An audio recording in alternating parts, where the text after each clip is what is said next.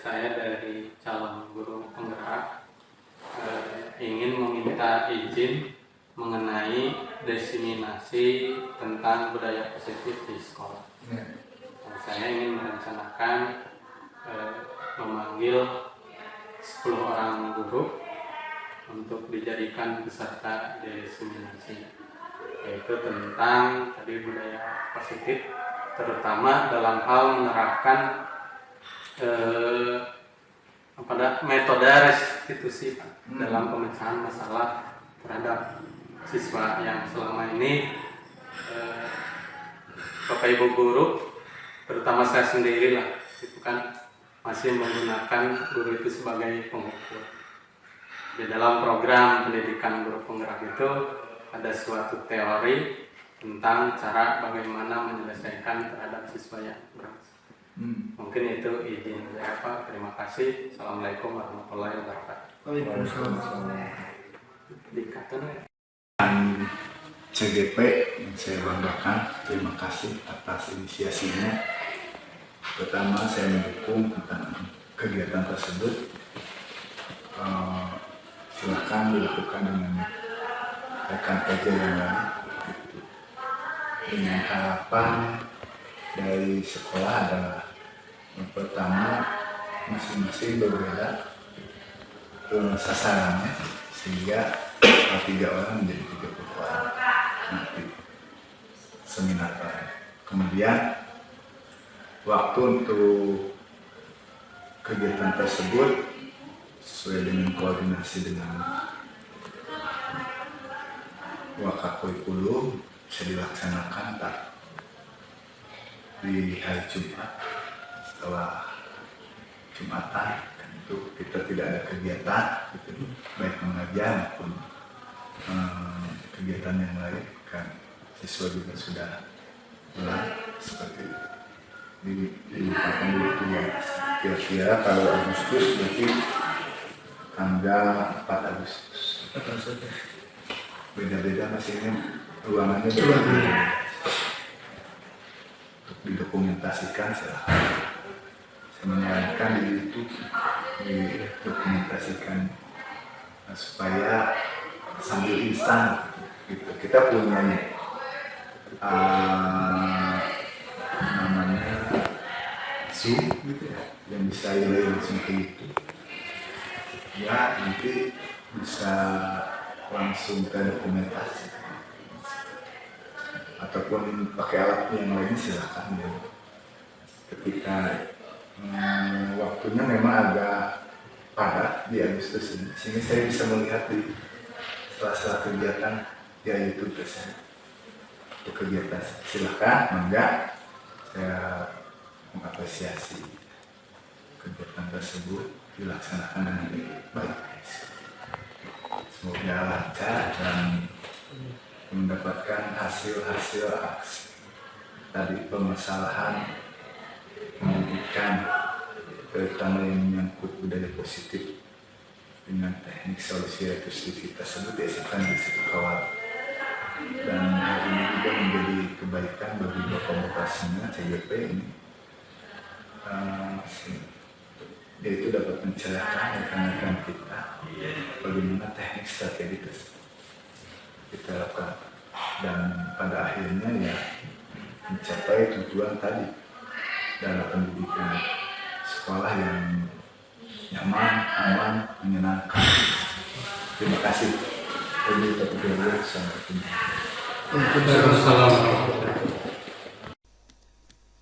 Kita mulai Bapak Ibu. Assalamualaikum warahmatullahi wabarakatuh. Terima kasih atas kehadirannya. Mohon maaf atas waktunya.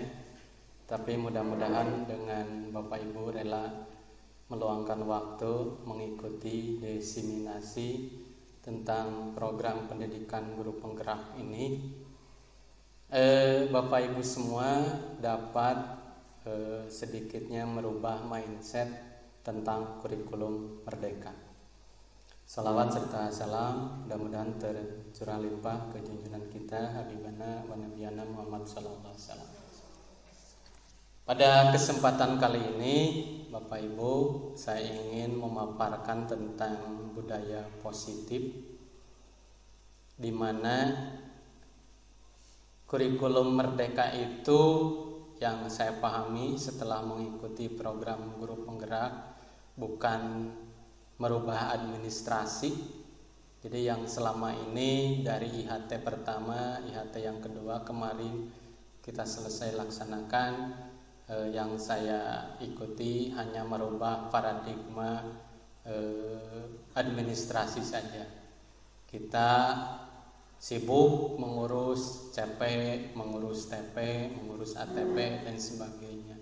Padahal di awal juga kita sudah memahami bahwa kurikulum Merdeka adalah kurikulum yang fleksibel, bahkan RPP-nya pun adalah cukup 1 lembar. Bahkan Bapak Ibu juga tidak usah membuat RPP.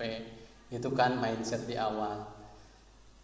Ternyata memang benar adanya seperti itu. Ya, cuman masalahnya mungkin program guru penggerak ini masih hak cipta. Itu kan. Jadi mindset itu tidak disebar serta-merta kepada Bapak Ibu. Kami pun hanya diberi keleluasaan untuk menyebarluaskan maksimal ke 10 orang. Mungkin agar Bapak Ibu pun suatu saat nanti bisa mengikuti program pendidikan guru penggerak tersebut. Bahkan di kemarin terakhir modul 2.1 ya, Ibu instruktur yang dari Depdikbud itu mewanti-wanti jangan sampai merekam waktu Zoom meeting tersebut. Berhubung mungkin nanti hak ciptanya bisa keluar ya. Sebelumnya saya di sini akan menjelaskan tentang budaya positif, tapi saya juga akan menambahkan mengenai bagaimana perubahan mindset di kelas dengan kurikulum Merdeka. Mungkin ini mau bonus ya. Apa yang dimaksud dengan pembelajaran berdiferensiasi. Yang kedua bonusnya, ini bonusnya. Nah, ini yang dimaksud dengan kurikulum Merdeka ini, gitu kan alurnya. Ya. Jadi sebelum Bapak Ibu mengajar itu harus anak itu diberi dulu istilahnya mungkin tugas. Ya, nanti kita akan belajar apa, gitu kan. Minggu depan kita pindah ke bab 3, silakan pelajari terlebih dahulu, silakan kerjakan pertanyaan-pertanyaannya, mungkin itulah caranya. Nah, nanti itu yang disebut dari mulai diri ya. Nah, yang selanjutnya yang dimaksud dengan eksplorasi konsep. Nah, di pertemuan selanjutnya yang kemarin sudah ditugaskan oleh kita, mungkin anak bisa ditanya, gitu kan, ditanya, coba Dek Ari, apa yang kamu sudah pahami setelah membaca buku atau pokok bahasan tersebut kan gitu. Nah, ini yang sering saya lupakan, mungkin Bapak Ibu juga sering lupakan. Padahal ini adalah alur itu yang dimaksud dengan kurikulum Merdeka. Jadi hari ini tugaskan, besok ketemu lagi, ditanya dulu. Nah, pertanyaan ini nanti akan nyambung ke pokok bahasan. Selanjutnya eksplorasi konsep ini kita juga akan mengetahui kebutuhan siswa. Oh, siswa ini mah sudah bisa, siswa ini mah belum bisa, siswa ini mah bahkan belum sama sekali membaca buku, gitu kan, karena tidak setiap siswa rajin kan. Nah, di saat eksplorasi konsep ini mulai dari diri tersebut kita bisa mengetahui kebutuhan anak. Itu yang dimaksud dengan kebutuhan anak. Oh, siswa ini mah perlu pendekatannya seperti ini, perlu ini. Atau mungkin ini malah sudah bisa, nggak usah diterangkan ke sini. Nah, ini yang dua ini. Selanjutnya mungkin ini ruang kolaborasi mah bisa dengan cara kita menjelaskan atau dengan metode diskusi di kelas. Itu disebutnya adalah ruang kolaborasi. Yang selanjutnya adalah demonstrasi konseptual, artinya apa yang sudah dipelajari itu diterapkan kan gitu, didemonstrasikan. Kalau mungkin di sini banyak guru teknik gambar bangunan menggambarnya, jadi diterapkan ilmu yang sudah ada itu gitu kan. Kalau kita di IPAS, Bu Yani, mungkin kita proyeknya. Nah, proyeknya itu yang dimaksud dengan demonstrasi kontekstual. Ya. Selanjutnya elaborasi pemahaman. Pemahaman yang tadi, gitu kan, oleh kita dibahas kembali, gitu kan, dibahas kembali, artinya dikuatkan kembali. Kalau di kami program grup penggerak elaborasi ini adalah dilakukan oleh instruktur tingkat nasional. Sama ngebahasnya mah ini gitu, cuman dilakukan oleh yang benar-benar ahlinya. Kalau kita mungkin di kelas dipahamkan kembali. Kemarin sudah belajar, sudah mengerjakan proyeknya. Kalau kita Bu Yani, kita istilahnya diulas kembali lah, ditebalkan kembali. Itu yang dimaksud dengan elaborasi pemahaman. Selanjutnya adalah koneksi antara materi atau refleksi. Nah, ini yang sering saya tinggalkan di kurikulum yang lama itu adalah refleksi. Jadi setelah kita melakukan pembelajaran, tanya anak itu sebelum kita pulang teh. Tadi 5 jam yang kamu dapat apa saja kan gitu. Mungkin bisa 2 atau 3 orang, atau dalam bentuk catatan, atau dalam bentuk apalah, terserah. Mungkin nanti bentuknya bisa berbeda-beda. Itu juga yang dimaksud dengan pembelajaran berdiferensiasi, itu termasuk. Jadi kalau minta pendapatnya, kadang-kadang ada anak yang pinter ngomong, ada anak yang pinter dengan tulisan, ada anak yang pinter dengan video. Jadi setiap tugas atau setiap apa itu kita harus berbeda dalam hal hasil. Nah, itu yang disebut diferensiasi hasil. Jadi tidak usah sama gitu. Misalkan silakan buat rangkuman harus diketik dalam Word, itu tidak boleh. Ada yang di Word silakan gitu kan. Ada yang bikin bahan tayang, Canva dan sebagainya, silakan. Kita tidak usah menolaknya. Ada yang mau bikin video, silakan. Ada yang berbentuk sajak, silakan. Yang penting kontennya, isinya tentang itu. Nah, bagaimana penilaiannya? Tentu kita juga bisa menilai. Oh, ini wordnya baik, berarti nilainya bagus. Oh, ini tayangannya asal-asalan, meskipun sudah pakai Canva, tapi kan beda. Mana yang bagus, mana yang tidak. Mungkin nilainya itu. Ya, itu yang dimaksud contoh berdiferensiasi. Ya, jadi ngajar teh ulah disarwakeun. Dari mana asalnya? Yang dari ini. Makanya harus mulai dari diri dulu, harus dulu mengeksplor dulu, gitu. Harus tahu dulu kemampuan anak di awal. Nah, itu mungkin sekilas tentang mindset pembelajaran di kurikulum Merdeka.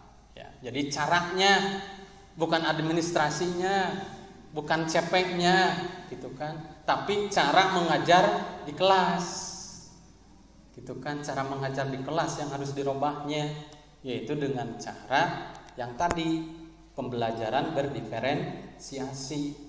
Nah, kalau kita sudah mengerti pembelajaran diferensiasi, baik dari proses, konten atau hasil, maka kita pun akan membuat RPP dengan sendirinya adalah RPP Kurikulum Merdeka. Makanya di RPP Kurikulum Merdeka kan tidak ada batasan. Yang penting ada ada tujuan, ada kegiatan, ada asesmen penilaian. Nanti biar kelihatan ininya nih. Konten berarti tujuan, proses berarti kegiatan, hasil berarti penilaian. Makanya penilaiannya tidak boleh sama, harus ada, gitu kan. Makanya itu yang dimaksud dengan pembelajaran berdiferensiasi. Makanya RPP-nya cukup 1 lembar kalau hanya isinya ini. Selanjutnya, nah ini pokok bahasan. Ini wajib, saya diberi kewajiban. Kalau yang tadi bonus pada Bapak Ibu tentang pemahaman kurikulum merdeka, yang selama ini meskipun saya dulu pernah menjadi wakasnya kurikulum merdeka teh hanya robah dari segi administrasi, padahal mah yang robah itu adalah mindset, cara kita mengajar di kelas. Tentang budaya positif,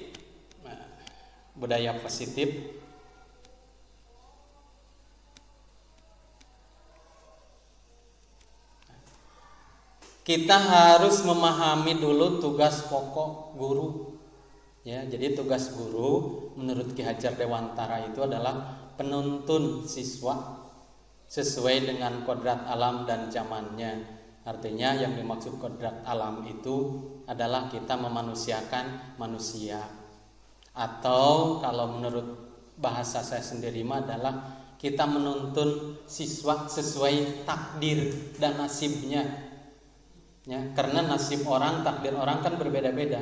Ada yang jadi polisi, ada yang jadi apa nantinya. Nah, kita harus bisa menuntun sesuai dengan cita-cita mereka, gitu kan.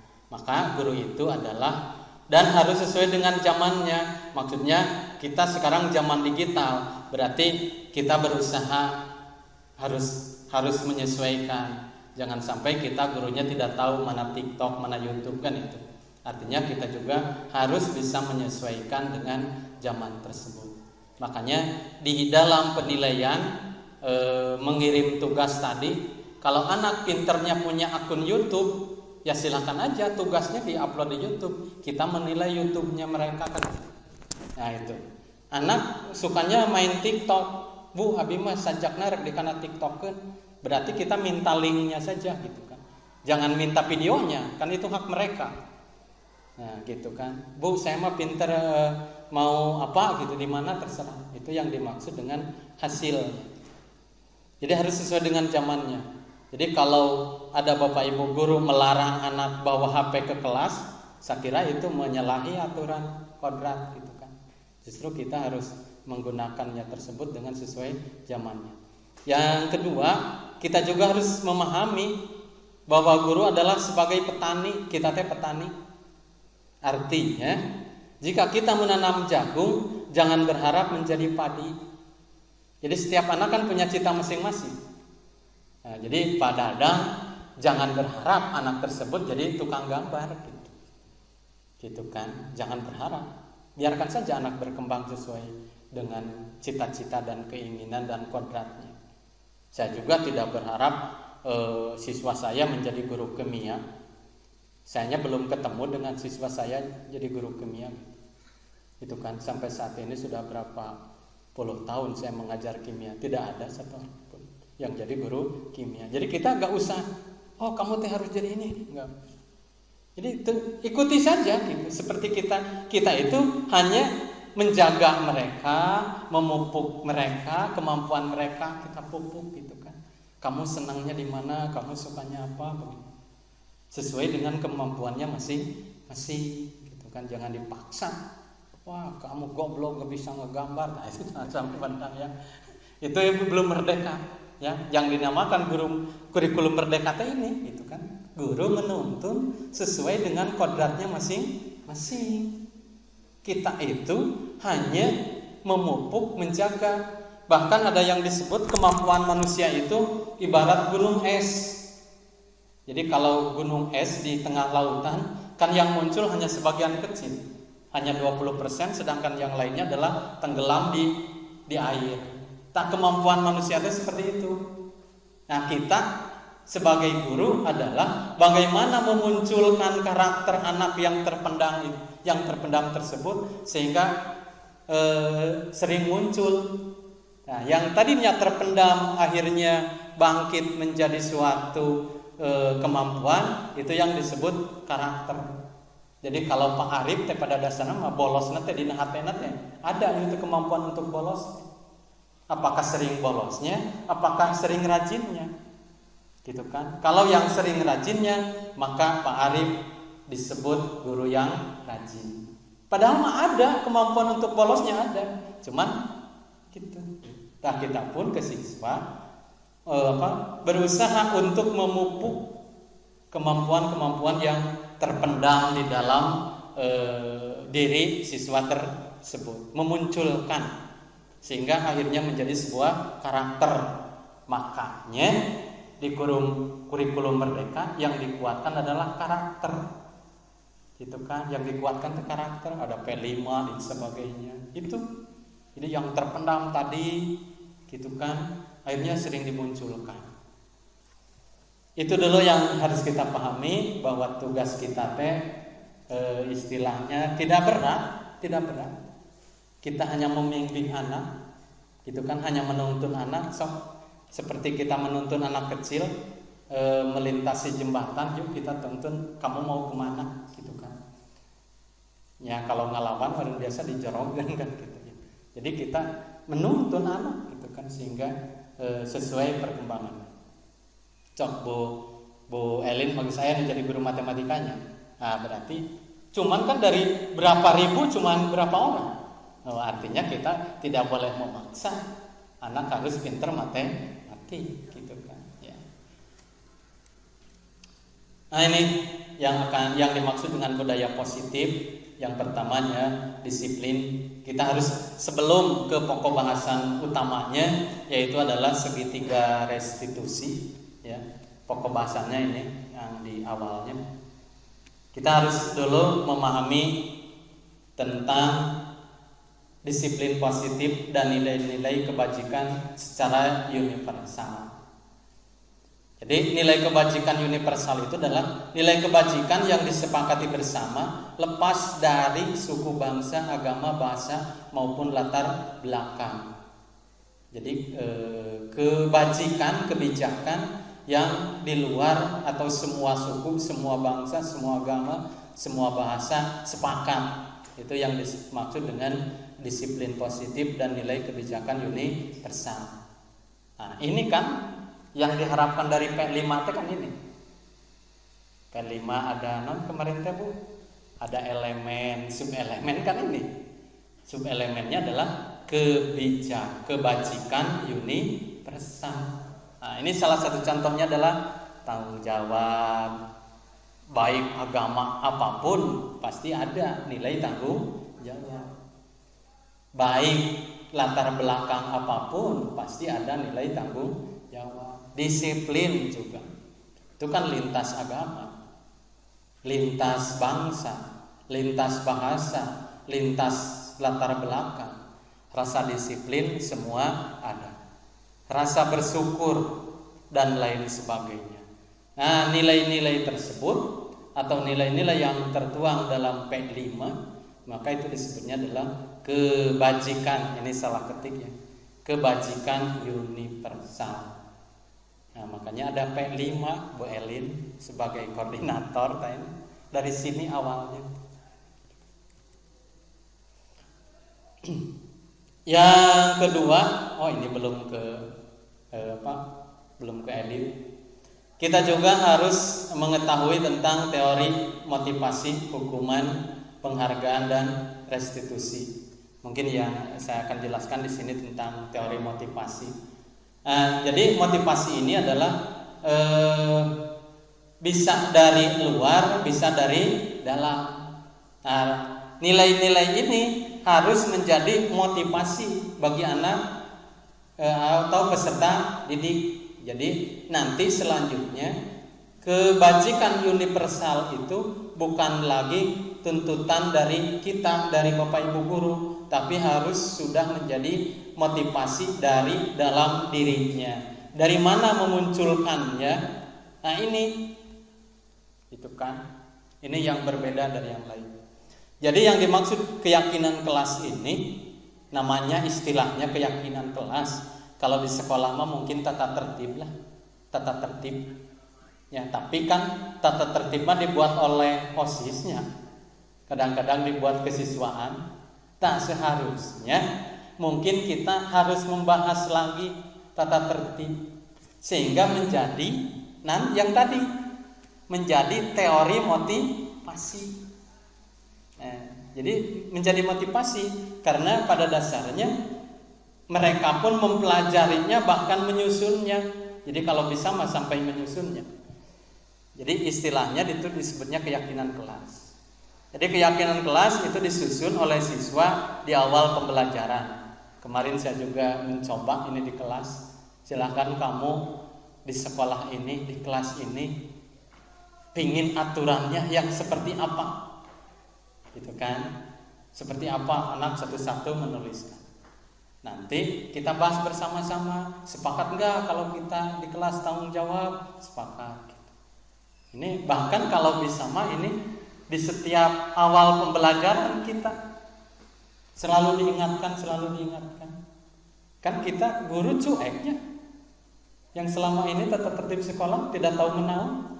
Nah, itu padahal konsep dari hulu merdeka. Itu yang terlupakan oleh kita. Cuman istilahnya disebut keyakinan kelas. Itu adalah tata tertib. Jadi mungkin di awal kita mau mengajar teh ditampilkan dulu, Pak. Itu kan apakah kita ingin tepat waktu? Jadi keyakinan kelas ini dibentuk untuk menertibkan siswa di kelas. Menertibkan di sini bukan dalam artian pemaksaan, namun lebih kepada tanggung jawab dari setiap siswa tersebut. Apa gunanya keyakinan kelas disusun bersama-sama siswa nanti di akhir ini gunanya? Itu kan. Keyakinan kelas merupakan sebuah nilai kebajikan universal yang telah disepakati secara tersirat dan tersurat, lepas dari adanya latar belakang suku, bangsa, negara, bahasa maupun agama. Yang tadi, ya, kebajikan universal yang tadi, yang ini. Nah, yang ini. Ya. Jadi harus berupa itu. Itu kan. Jadi tata tertibnya harus berupa kebajikan universal. Ya, jadi jangan berupa larangan, gitu kan. Jangan berupa perintah, gitu kan. Dan nanti di kelas itu jadi aturannya jangan berupa larangan, jangan berupa perintah, tapi berupa sifatnya kata-kata kebajikan universal. Karena mungkin saja kebetulan di kita mah semuanya kan agama Islam. Semuanya agamanya adalah Sunda, semua agamanya bahasanya sama, gitu kan. Bisa saja kita mengajarnya di daerah yang berbeda. Makanya jangan berupa larangan atau berupa perintah, tapi harus berupa kata-kata kebajikan universal. Mungkin di sini ini contoh. Ya. Ini contoh. Nanti kebajikan universalnya, kebijakan universalnya apa? Selalu mengembalikan buku ke tempatnya. Kira-kira apa nilai kebajikannya? Disiplinkah? Tanggung jawabkah? Tanggung jawab. Jadi dengan rasa tanggung jawab berarti siswa akan mengembalikan buku kepada tempatnya, gitu kan. Dilarang mengganggu orang lain. Nah, jadi nanti di peraturan kelasnya jangan dilarang mengganggu orang lain. Oleh kita arahkan, berarti kita harus toleran, gitu. Ya, jadi nanti dengan kata-kata toleran kan akan lebih luas lagi. Hadir di sekolah 15 menit sebelum pembelajaran dimulai. Disiplin. Itu yang disebut dengan keyakinan kelas, dengan kata-kata kebajikan universal. Dilarang melakukan kekerasan. Kira-kira apa kata-katanya?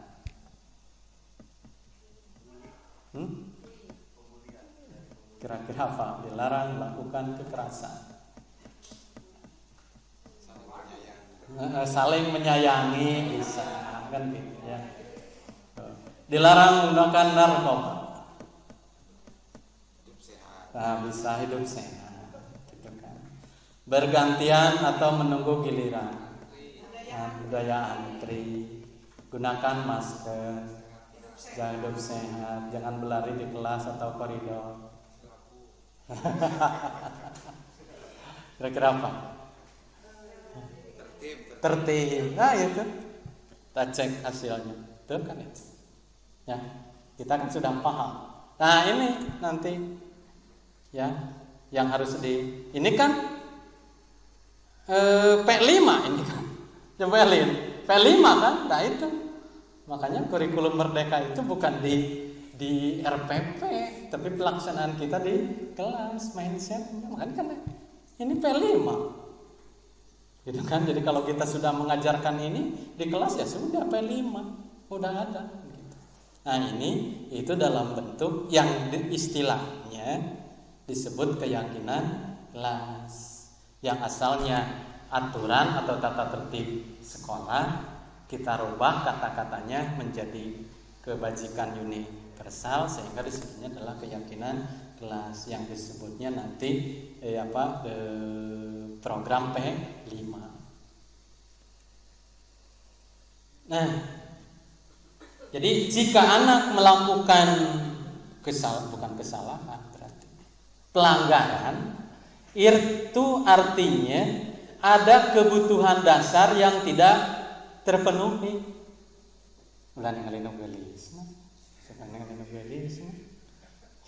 Ya, jadi kenapa anak melakukan pelanggaran, melanggar tata tertib? Karena ada kebutuhan yang tidak terpenuhi. Ternyata ini kebutuhan kita, kebutuhan siswa ada 5 kebutuhan dasar manusia. Yang pertama adalah bertahan hidup. Yang kedua kebebasan, perlu kasih sayang, ada penguasaan, ada kesenangan.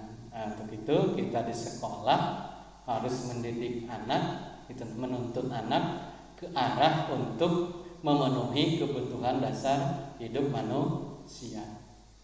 Nah, jadi kalau ada pelanggaran, mungkin ini tidak terpenuhi gitu kan.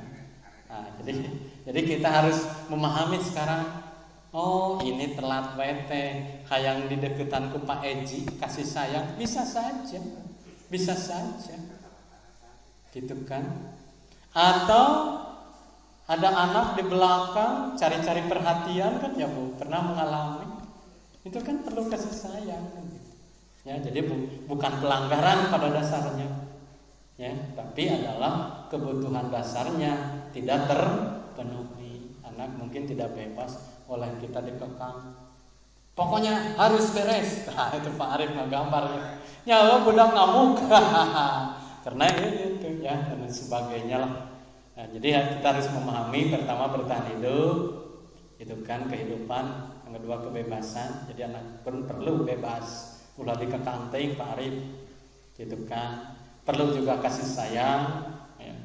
Perlu juga rasa diterima, perlu juga penguasaan, perlu juga kesenangan. Nah ini 5 posisi, ya 5 posisi. Kita kadang menjadi penghukum, kita harus menjadi pembuat merasa bersalah.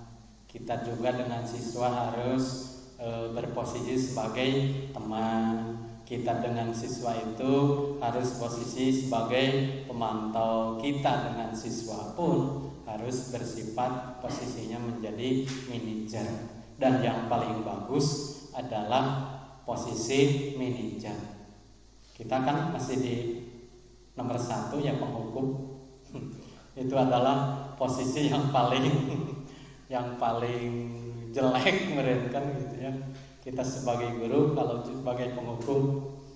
Tapi ini tidak harus selamanya. Jadi kita juga harus sebagai penghukum juga ya. Kemarin di diskusinya juga ramai. Jadi memang yang paling bagus adalah posisi pemantau dan posisi manajer. Yang paling jelek adalah posisi penghukum. Nah ini. Jadi kalau kita sebagai penghukum, seorang penghukum bisa menggunakan hukuman fisik maupun verbal. Ya. Orang-orang yang menjalankan posisi penghukum senantiasa mengatakan bahwa sekolah memerlukan sistem atau alat yang dapat menekan murid-murid lebih dalam lagi. Guru-guru yang menerapkan posisi penghukum akan berkata, perhaturi aturan saya atau awas ya. Nah itu teh lamun geus kata-kata awas ya teh eta geus penghukum Paulus gitu kan. Osok teh osoknya gitu kan. Kamu saja salah kan gitu. Pelin eta meureun keur ngerjakeun kamu saja salah cenah. Nah itu penghukum pelin. Ternyata kan gitu ya. Ya, selalu kamu deh pasti selalu yang terakhir. Itu contoh kata-kata guru sebagai penghukum. Ya. Yang kedua, bagaimana kalau posisi kita membuat merasa bersalah? Kita langsung sajalah ke kata-katanya biar tidak terlalu lama. Ya. Ibu sangat kecewa sekali dengan kamu. Kan asal lebih enaknya Pak. Gitu kan. Saya kecewa PR kamu tidak dikerjakan. Kan gitu. Kan lebih lemes daripada yang tadi. Awas ya, ngerjakeun PR. Awas ya. Nah ini berarti penghukum itu posisinya. Makanya pendidikan guru penggerak ini adalah menampar guru 180 derajat yang saya rasakan. Itu kan, menampar guru 180 derajat. Nah, ini yang sudah mulai bijak. Berapa kali Bapak harus memberi tahu kamu ya? Itu kan. Kamu terlambat deh. Nah, itu berarti itu mulai meningkat gitu kan emosi kita.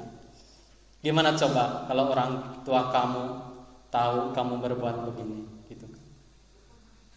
Nah, Bapak mana capek gitu kan. Tapi ya itu. Ya itu contoh kata-kata dari kita sebagai guru jika posisinya membuat merasa bersalah. Yang ketiga, posisi kita sebagai teman. Mungkin kata-katanya seperti ini. Ayo bantulah demi Bapak ya, gitu kan. Jadi soklah kerjakan demi Bapak, kan Bapak harus ngasih nilai atau apa kan gitu. Ayolah bantulah, Bapak juga kan memiliki tanggung jawab di sekolah ini. Ayo ingat tidak bantuan Bapak selama ini. Ya sudah kali ini tidak apa-apa, nanti ibu bantu bereskan. Jadi itu contoh-contoh posisinya sebagai teman mereka. Ya makanya kita pun harus bisa, salah satunya bisa memposisikan sebagai teman. Yang keempat, posisi kita itu adalah sebagai pemantau. Nah, mungkin ini karena lebih tinggi derajatnya. Memantau berarti mengawasi. Pada saat kita mengawasi, kita bertanggung jawab atas perilaku orang-orang yang kita awasi. Posisi pemantau berdasarkan pada peraturan dan konsekuensi. Dengan menemukan sanksi atau konsekuensi, kita dapat memisahkan hubungan pribadi kita dengan murid. Sebagai seseorang yang menjalankan posisi pemantau, pertanyaan yang sering diajukan, peraturannya apa ya? Apa yang telah kamu lakukan? Sanksi atau konsekuensinya apa ya? Nah ini itu nanti berdasarkan keyakinan kelas gitu. Makanya harus ada keyakinan kelasnya. Nanti tujuannya istilahnya untuk membalikan ke anak, gitu kan? Untuk membalikan ke anak. Nah, yang terakhir, posisi paling terakhir adalah sebagai manajer. Penekanan bukan pada kemampuan pembuat konsekuensi, namun dapat berkolaborasi dengan murid bagaimana memperbaiki kesalahan yang ada. Seorang manajer akan berkata, apa yang kita yakini, kembali ke keyakinan kelas tadi, gitu kan? Jadi kalau anak melakukan kesalahan ke yang tadi mana? Ini gitu kan, harus kembalikan. Jadi kalau anak berbuat salah kembalikan. Kan menurut keyakinan kita, keyakinan kelas, Dan keyakinan kalian itu kan harus bertanggung jawab kan gitu. Terus harus menghormati orang lain. Kenapa kamu nyerikan si anu kan gitu. Jadi kembalikan lagi. Nah itu ada di posisi adalah manajer. Jadi kalau posisi manajer mah mengembalikan kesalahan mereka itu ke keyakinannya masing-masing. Apakah kamu meyakininya? Gitu kan? Jika kamu meyakininya, apakah kamu bersedia memperbaikinya? Apa rencana kamu untuk memperbaiki hal ini? Jadi kita benar-benar nanti mungkin kalau Bu Elin Mas sudah mengenal coaching ya. Itu mirip coaching Bu. Itu kalau manajer mah. Jadi kita hanya mengarahkan saja. Makanya wajib adanya keyakinan kelas. Nah ini wajib adanya, wajib kita punyanya, gitu kan. Sehingga kalau anak tidak disiplin tinggal balikan. Kan ini menurut kamu anak pun harus benar-benar paham gitu. Makanya setiap pembelajaran, di awal pembelajaran kita harus sering menampilkan keyakinan kelas. Bisa diperbaiki dari atau bisa jadi Bu tambahan sekarang mah pulangnya lebih awal kan bisa gitu. Agar nanti di saat anak melakukan kesalahan, pelanggaran, kita bisa berposisi sebagai manajer, bukan lagi sebagai penghukum. Nah, berhubung di kita belum ada keyakinan kelas, melakukan pembuatan penyusunan keyakinan kelas, maka pasti semua Bapak Ibu guru adalah menjadi penghukum, pasti di posisi ini. Itu kan berhubung tadi langkah-langkahnya tidak dilaksanakan. Nah, jika kita tidak mau menjadi penghukum, maka kita harus membuat keyakinan kelas tadi yang mana. Nah ini, itu kan agar nanti posisinya kita bisa menjadi manajer, karena posisi manajer adalah mengembalikan kepada keyakinan siswa tersebut, keyakinan yang telah dibuat oleh siswa tersebut. Tentunya ini oleh kita dipandu sih, yang tidak mungkin bisa oleh langsung siswa serta merta. Kemarin saya di 10 TKR 2 hanya beberapa kata yang masuk. Dari sekian 36 siswa hanya 4 kata yang masuk ini. Semuanya biasanya anak masangeunahkeun. Itu membuat keyakinan kelas ini benar-benar oleh kita harus dipandu gitu. Ya, jadi untuk membuat kata-kata ini kita yang pandu. Itu kan berdasarkan ini peraturan kelas ini. Anak pasti ke sini dah. Itu kan anak pasti ke sini.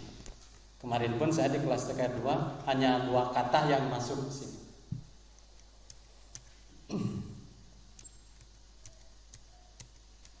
Nah, terakhir ini gitu kan adalah segitiga restitusi.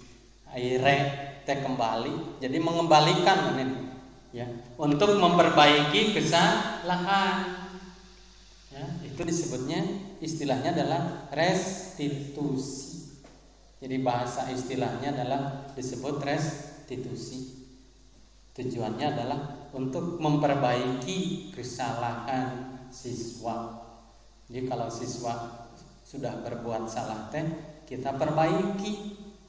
Perbaikinya istilahnya duka teori, duka naon istilahnya. Itu disebutnya adalah segitiga restitusi. Yang pertama adalah menstabilkan identitas. Atau bisa yang kedua adalah memvalidasi tindakan yang salah. Dan yang ketiga adalah menanyakan keyakinan. Menanyakan keyakinan kenapa? Keyakinan kelas yang tadi. Nah, contoh. Setiap orang pasti pernah melakukan kesalahan. Ini contoh-contoh kata-kata menstabilkan identitas. Ya, merasa bersalah lah.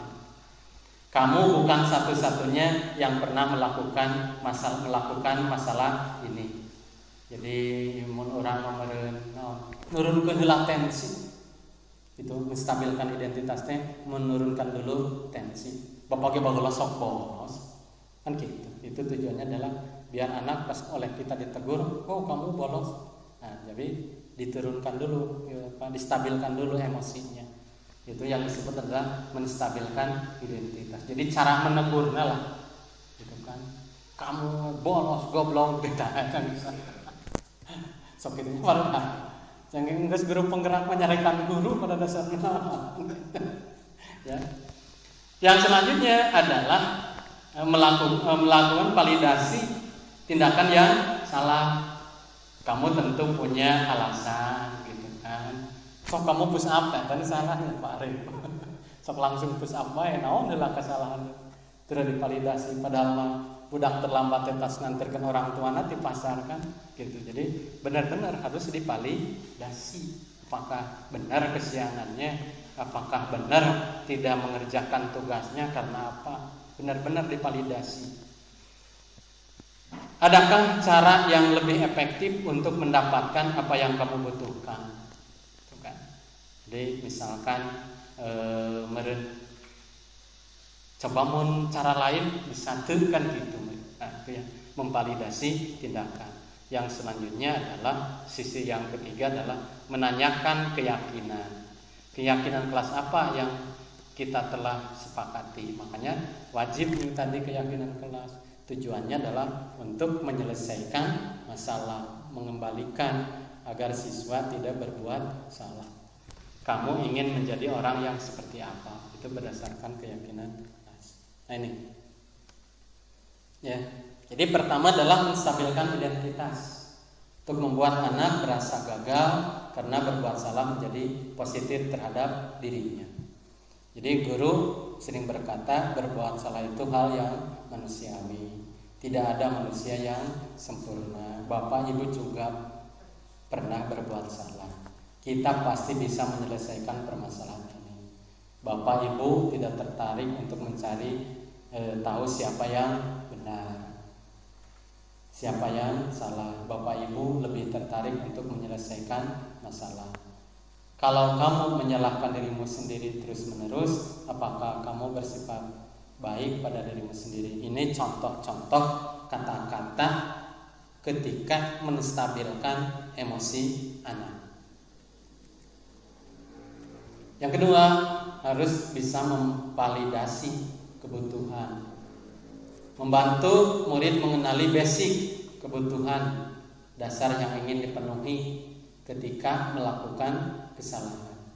Pada dasarnya setiap tindakan manusia tujuannya adalah memenuhi kebutuhan dasar. Nah, yang tadi kebutuhan dasar tadi yang 5, apakah itu penguasaan, kebebasan, kasih sayang, rasa diterima, kesenangan, atau bertahan hidup. Jadi kalau siswa melakukan kesalahan pada dasarnya memang ini dalam rangka memenuhi kebutuhan dasar hidupnya.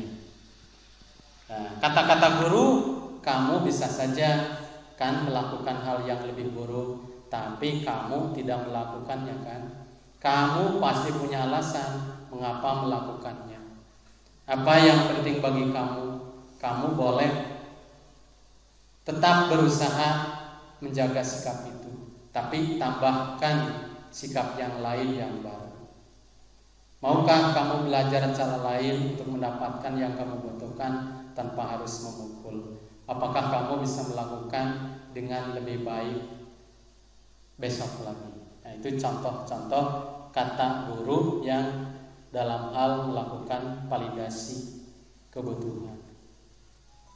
Dan yang terakhir, jika menemukan siswa yang melakukan kesalahan adalah menanyakan keyakinan.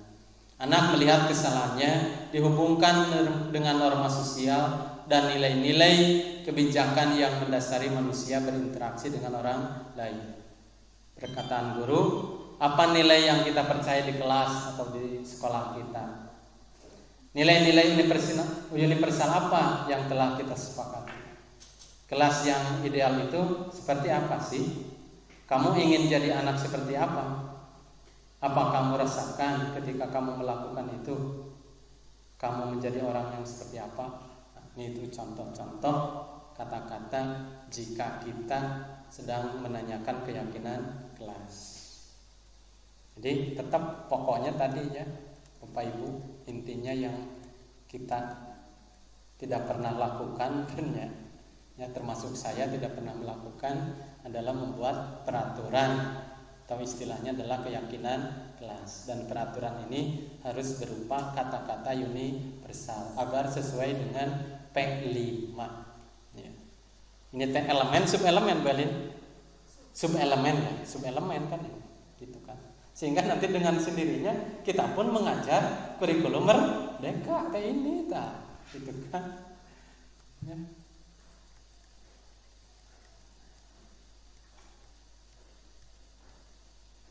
Nah ini contoh kasus ya. Nih Pak Joko, Mario Adi, Bapak tadi dengar laporan dari guru piket di kantin. Sepertinya kalian dalam masalah ya. Ada yang bisa Bapak bantu? Apa yang terjadi? Mario dan Adi, iya Pak. Tadi pada jam istirahat pagi kami main lempar-lemparan makanan di kantin. Tapi tidak sengaja malah kelempar kena wajah Ibu Dida, Ibu Dina, kepala sekolah ketika beliau sedang berjalan. Kata Pak Joko, kalian main lempar-lemparan makanan di kantin kena wajah Ibu Dina ketika beliau sedang lewat. Lamun orang kan berlangsungnya kan gitunya. Jangan lamun orang langsung kan gitu.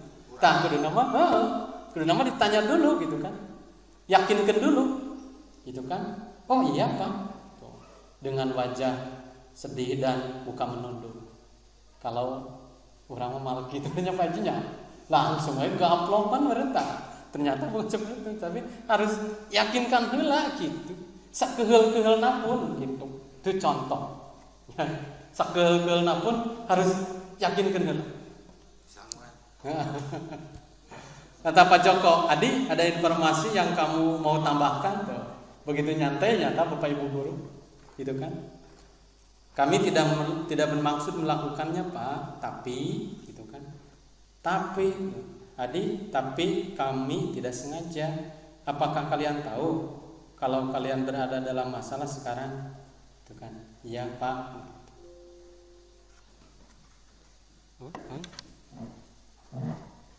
Tinggal kan?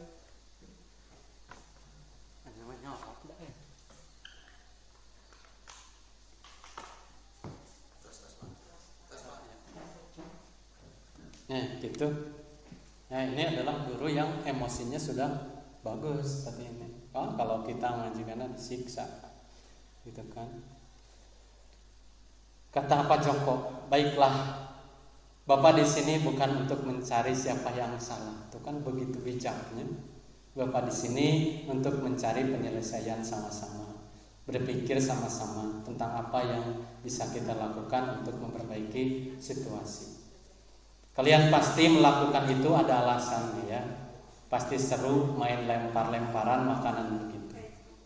Ya, iya Pak. Iya Bapak, bisa lihat kalian merasa senang melakukannya. Tetapi yang kalian lakukan merugikan orang lain. Sehingga sekarang kalian dalam masalah. Kata Mario dan Adi, iya Pak. Kata Pak Joko. Sekarang mari kita bicara tentang keyakinan kelas dan keyakinan sekolah kita. Apa kita percaya? Yang mana kalian belum tunjukkan? Mario, kita harus bersikap baik Pak satu sama lain. Kata Adi, kita harus menghormati orang lain dan menghormati diri sendiri. Kata Pak Joko, kalian berdua ingat dengan baik keyakinan kelas kita. Kita kembali pada ketika kalian main lempar-lemparan makanan dan mengenai Ibu Dina. Apakah ketika kalian melakukan itu kalian menghormati orang lain dan lingkungan? Kata Mario dan Adi, tidak. Kata Pak Joko, tapi kalian mendapat rasa senang. Menurut Bapak, ada cara untuk mendapatkan rasa senang tanpa merugikan orang lain. Bagaimana menurut kalian? Iya Pak. Nah sekarang mari kita selalu mengindahkan keyakinan kelas kita. Besok kita ke kantin dan kalian bisa berperilaku lebih baik lagi. Bisa Bu Yani? Bisa Pak Eji? Beratnya. Nah itu ya. Nah itu mungkin terima kasih atas perhatiannya. Jadi sekali lagi mungkin ini hak ciptanya masih terbatas. Yang pertama tadi mungkin saya sedang menjelaskan apa yang dimaksud pembelajaran diferensiasi. Ya. Jadi itu salah satu konteks bagaimana menyelesaikan masalah dalam hal memerdekakan anak. Itu kan. Jadi dalam hal memerdekakan anak, kurikulum merdeka itu salah satunya adalah dalam hal menyelesaikan permasalahan siswa yang selama ini kita menggunakan posisi yang pertama, yang penghukum gitu. Terus terang saya penghukum gitu kan, anak telat tutupan itu diasupan kan gitu kan ya. Saya sering melakukannya itu. Jadi kalau anak telat enggak sebenarnya dakwaan itu di luar kan, ternyata bukan itu ya. Yang kedua di inti pembelajaran. Nah, inti pembelajaran bahwa kurikulum merdeka itu tidak fokus ke administrasi, tapi fokusnya adalah ke bagaimana kita cara mengajar di kelas. Salah satunya kita harus melaksanakan berdiferensiasi, yaitu harus membedakan dari konten teh isi lah gitu kan, isi. Jadi siswa teh meureun kieu Pak, sok kamu rek misalkan satu pokok bahasan kamu rek diajar naon heula gitu kan, misalkan di pokok bahasan kan suka ada sub-subnya, sub gitu. So kamu baca dulu, kamu mau mana dulu gitu kan. Atau di dalam proses, misalkan ada yang suka baca buku, ada yang suka baca video gitu kan, buka video dan sebagainya. Makanya kita harus menyediakan materi-materi bisa dalam bentuk buku atau video. Nah, berarti tugas kita tuh bertambah. Gitu kan? Jadi kalau menggambar AutoCAD Pak Arif, gitu kan? Pak Arif boleh, tapi kalau misalkan nih kalau belum mengerti, nih ada videonya kan gitu.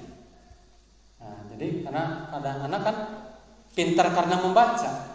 Ada anak yang pintar karena melihat video, tapi kemungkinan kebanyakan dari video. Ya, sekarang itu kebanyakan dari video. Bahkan videonya video pendek. Sekarang hampir di setiap media sosial, medsos kan video pendek, short video. Facebook, YouTube, TikTok apalagi gitu kan.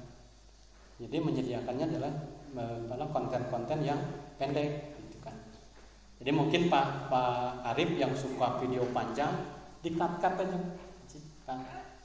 Gitu kan, sehingga nanti menjadi beberapa video gitu kan. Karena kalau anak buka video 1 jam durasinya wah kan gitu, dipotong gitu kan. Itu artinya kita sedang mengikuti perkembangan zaman, gitu. Mendidik anak sesuai dengan zamannya. Karena zamannya adalah video pendek, berarti kita pun membuat video yang pendek. Dari segi hasil tadi, nah, kita harus jangan menyamaratakan hasilnya, harus dikumpulkan dalam bentuk apa bebas, mau saja mau apa. Kami pun di guru penggerak kalau mengumpulkan tugas itu tidak ada harus dikumpulkan dengan ini tidak ada, dibebaskan aja. Silakan buatkan rangkuman gitu. Kenapa anak mungkin ada yang foto gitu, ada yang tulisan gitu. Tidak harus dalam bentuk kanva, tidak. Mau PDF mau apa ya. Nah, itu contoh dari, mungkin ini tambahan saja ya, tambahan karena pokoknya tadi sudah disampaikan kewajiban saya. Nah, ini saya contoh RPP-nya. Nah, ini mungkin sebagai gambaran saja lah bonusnya.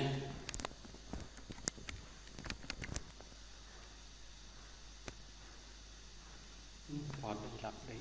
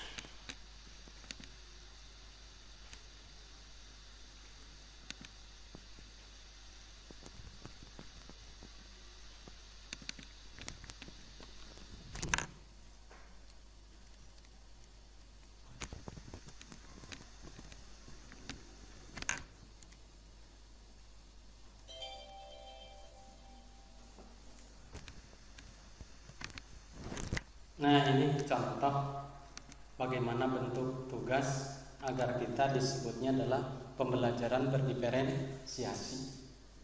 Ini mungkin Bu Yani nanti kalau misalkan membuat proyek atau apa, kita membebaskannya, mengumpulkan tugasnya. Misalkan mau dalam bentuk Word silakan, bentuk PDF silakan. Karena anak tersebut hanya mampunya foto, ya foto. Misalkan saya mau slide berupa bahan tayang dari PowerPoint dalam bentuk Canva, atau misalkan bentuk video mau yang diupload di YouTube mangga, di Google Drive mangga, di TikTok, di Facebook, di Instagram, di Snack Video. Sahat sih kan? Ya sahat. SK kelas 10 aja 11. Nah, takkan gelis Pak, saya tahu. Itu kan.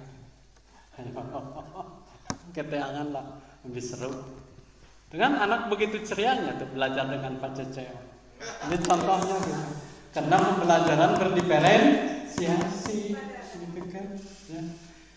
Mungkin itu saja Bapak Ibu, mohon maaf atas waktunya, meluangkan waktunya. Mudah-mudahan bisa bermanfaat, merubah mindset kita menjadi seorang guru yang berkurikulum merdeka. Karena yang saya sendiri juga memahami kurikulum merdeka adalah RPP menjadi modul. Ternyata bukan itu. Makanya di kurikulum merdeka RPP itu dibebaskan. Tapi yang dirubahnya apa? Kegiatan mengajar di kelas, mindsetnya kita di kelas yang harus dirubah, bukan merubah administrasi, gitu kan. Mudah-mudahan ada manfaatnya bagi Bapak Ibu semua, juga bisa bermanfaat bagi diri saya sendiri. Terima kasih atas waktunya. Assalamualaikum warahmatullahi wabarakatuh.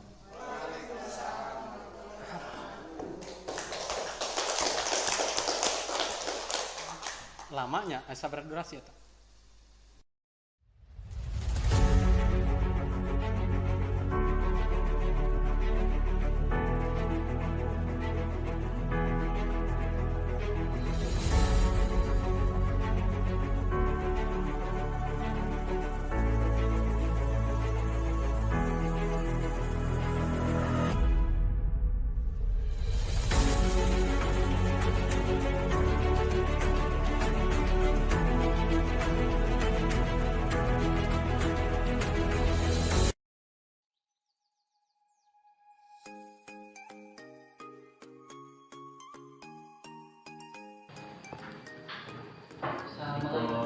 Waalaikumsalam. Adik sama Aci? Iya. Sini dulu.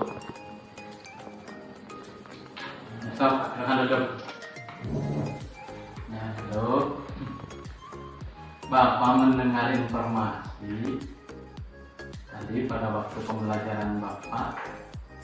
Itu kan Bapak tadi kan ada keperluan, ada rapat dengan kepala sekolah sebentar mendadak oleh Bapak. Kalian itu kan disuruh mengerjakan tugas, kan? Adik dan Aci mengerjakan tidak? Tidak. Kenapa? Tadi waktu Bapak keluar kita malah minjem. Sama Aji Ya, main apa? Mobile Legends.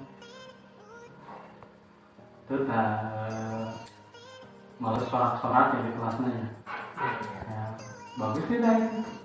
Tidak. Harusnya bagaimana? Ya, mengajarkan juga. Ya, jadi meskipun ada guru dan tidak ada guru, kalian itu tetap harus mengerjakan tugas.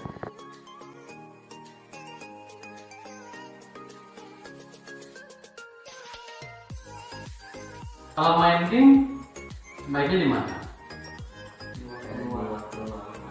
Ya, kan setelah itu waktunya belajar, bukan untuk main. Di main game juga perlu.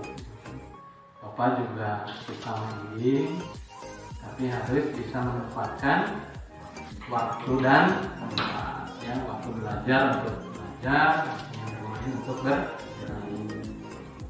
Ya.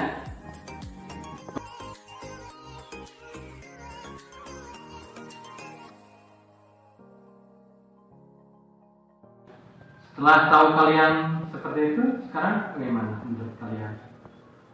Seharusnya kita itu tidak main waktu di kelas. Waktu di kelas. Terus tugas-tugasnya dikerjakan. Nah, sekarang kalian sudah tahu bahwa main game di kelas itu tidak baik, ya. Ya. Ya Pak, mohon maaf ya sebelumnya saya akan mengulanginya lagi. Ya. Terus nanti di pelajaran selanjutnya pun bukan hanya pelajaran Bapak, gitu kan? Waktunya belajar itu. Ya. Terima kasih ya. Jangan diulangi lagi, gitu kan? Silakan. Bagian pelajaran apa sekarang? Oh, matematika sama siapa? Ya, senang kalian dilanjutnya. Jangan diulangi lagi. Terima kasih. Silakan belajar lagi ya. Jadi Hanya berada salam.